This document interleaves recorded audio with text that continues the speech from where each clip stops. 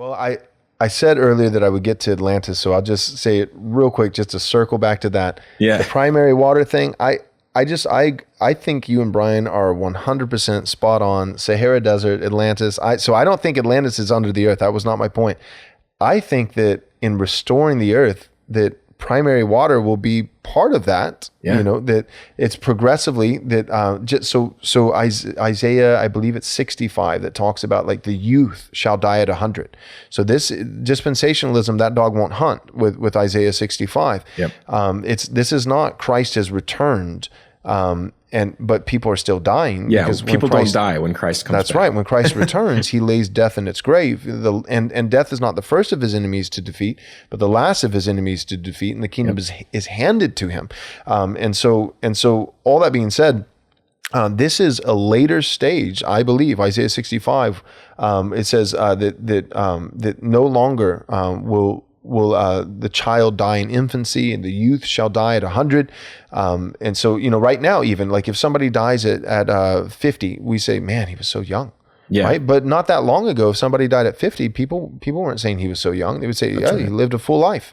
Yeah. So in the same way that we would say somebody who dies at 100, he was just a kid. He was just a youth. That's in this dispensation, for lack of a better word, in this gospel age, before the final physical return of Christ. And so lifespans, diseases being conquered, certainly some godless ideologies, Marxism and communism, and all these different things, better stewardship, better this, better, and in that also discoveries to sustain a greater population because of people living longer and they're obeying Jesus and being fruitful and multiplying. There's more people, so more water. That's where primary water comes in. And my point is, I think that when it's all said and done, I don't think there'll be any deserts. So when Jesus comes back, I don't think it'll be Jesus comes back and gets rid of the deserts. I think Jesus, when he comes back, it'll be glorified, so even greater. But I think before he returns, that us, redeemed man, living out the cultural mandate and the Great Commission, both. The Great Commission doesn't replace the cultural mandate, but comes alongside it.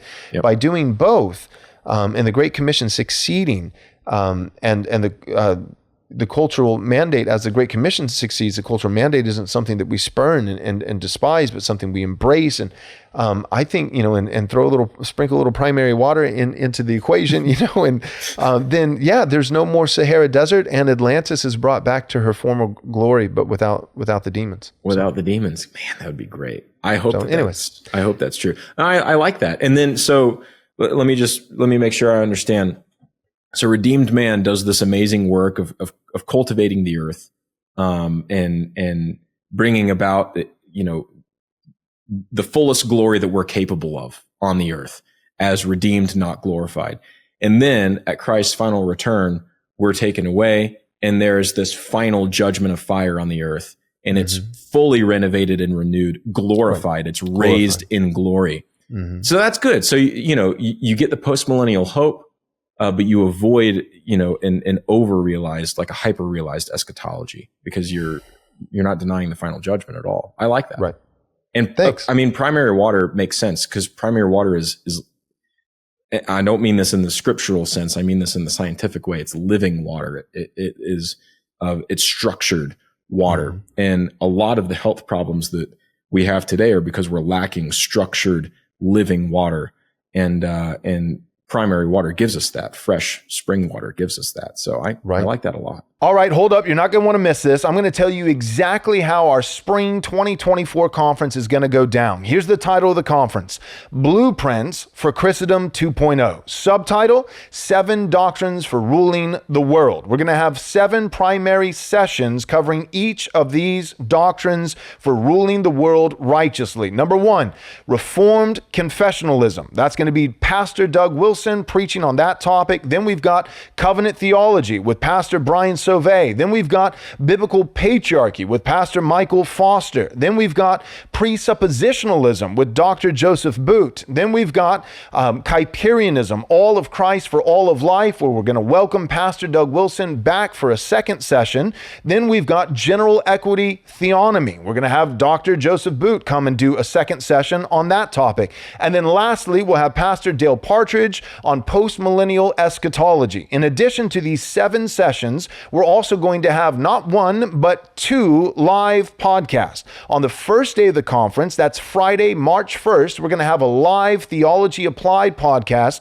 I'll be on the stage hosting the discussion with Douglas Wilson, Michael Foster, and Eric Kahn from It's Good to Be a Man. The topic is going to be all about biblical patriarchy. We're going to specifically be parsing out, distinguishing the biblical doctrinal differences between patriarchy and complementarianism. Again, that's Friday, March 1st, the first day of the conference, a live Theology Applied podcast on biblical patriarchy. Then we're going to have the next day, that's Saturday, March 2nd, a live Haunted Cosmos podcast. I'll be hosting this discussion with Brian Sauvé and Ben Garrett. We're going to be talking about the Nephilim. We're going to be talking about the Watchers. We're going to be talking about what creatures currently are living underneath the surface of the earth and chasms of the deep. It's going to be wacky. It's going to be weird, but it will also be thoroughly biblical and incredibly unhinged. So you're not going to want to miss these 2 live podcasts, Theology Applied on Friday, March 1st, the first day of the conference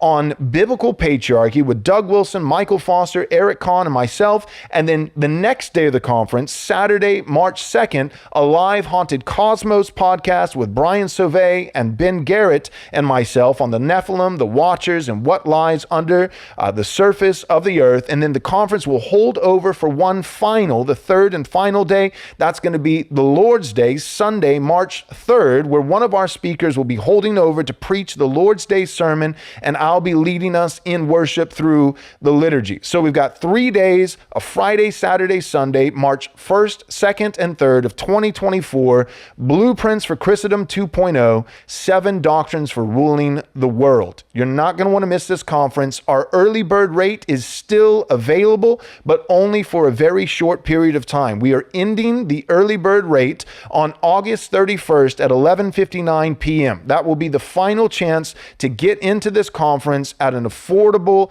cheap rate. All right, so go and take advantage of the early bird rate right now by going to rightresponseconference.com. Again, that's rightresponseconference.com to register for Blueprints for Christendom 2.0, March 1st, 2nd, and 3rd, 2024. Register today.